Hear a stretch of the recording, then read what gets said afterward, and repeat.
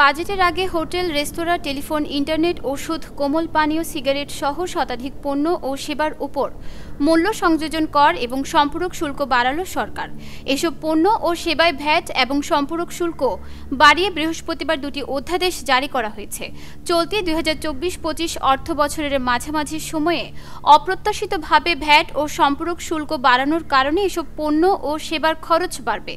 যেমন mobile phone সেবার ওপর সম্পূরক শুল্ক বাড়ানোর ফলে কথা বলা ও ইন্টারনেট ব্যবহারে খরচ বাড়বে, রেস্তোরাঁয় খেতে গেলে খরচ বাড়বে, পোশাক কেনার ক্ষেত্রে যোগ হবে বাড়তি খরচ। নির্বাচনী সংস্কারের প্রথম ধাপ বলে মন্তব্য করেছেন বিএনপির স্থায়ী কমিটির সদস্য আমির খসরু মাহমুদ চৌধুরী। তিনি বলেন, এটা দিয়ে শুরু করতে হবে সংস্কার এবং গণতন্ত্রের আন্দোলন। যে পরিবর্তনের প্রত্যাশা সেটা গণতান্ত্রিক প্রক্রিয়ার মাধ্যমে হবে আগামী দিনে। শুক্রবার দুপুরে রাজধানীর শেরেবাংলা নগরে বিএনপির প্রতিষ্ঠাতা ও সাবেক রাষ্ট্রপতি জিয়াউর রহমানের মাজারে শ্রদ্ধা নিবেদন শেষে গণমাধ্যম কর্মীদের তিনি এসব কথা বলেন। লস এঞ্জেলসের দাবানলে তৃতীয় দিনে মৃতের সংখ্যা বেড়ে 10 জনে দাঁড়িয়েছে। 5টি আলাদা দাবানলে বৃহস্পতিবার পর্যন্ত 10,000-এর বেশি অবকাঠামো ধ্বংস হয়েছে। ব্রিটিশ বার্তা সংস্থা রয়টার্স এ খবর জানিয়েছে। লস এঞ্জেলস কাউন্টির মেডিকেল এক্সামিনার কার্যালয় থেকে বৃহস্পতিবার রাতে জানানো হয়, দাবানলে মৃতের সংখ্যা বেড়ে 10 জন হয়েছে। এই দাবানলকে ইতিহাসের সবচেয়ে বিধ্বংসী বলে তালিকাভুক্ত করেছে কর্তৃপক্ষ। এই এলাকায় ইতোমধ্যে প্রায় 53 বর্গ মাইল পরিমাণ জায়গা ক্ষতিগ্রস্ত হয়েছে। ক্ষয়ক্ষতি 200 বিলিয়ন ছাড়িয়েছে বলে জানা গেছে।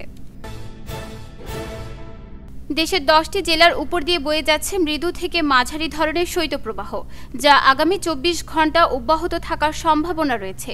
শৈত্যপ্রবাহ চলমান জেলাগুলো হচ্ছে রাজশাহী, পাবনা, নওগাঁ, দিনাজপুর, পঞ্চগড়, যশোর, কুষ্টিয়া, চুয়াডাঙ্গা, গোপালগঞ্জ ও মৌলভীবাজার। একই সঙ্গে সারা দেশে দিনের তাপমাত্রা সামান্য বাড়তে পারে। শুক্রবার বাংলাদেশ আবহাওয়া অধিদপ্তর থেকে প্রকাশিত সকাল 9টা থেকে পরবর্তী 72 ঘন্টার আবহাওয়ার পূর্বাভাসে এসব তথ্য জানানো হয়েছে। বিদায়ী 2024 সালের নভেম্বর-ডিসেম্বর সময়ে এশিয়ান ক্লিয়ারিং ইউনিয়ন এর আমদানি বিল বাবদ $1.67 বিলিয়ন পরিশোধ করেছে বাংলাদেশ।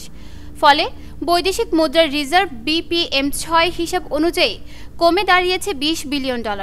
বৃহস্পতিবার আমদানি বিল পরিশোধ করা হয়।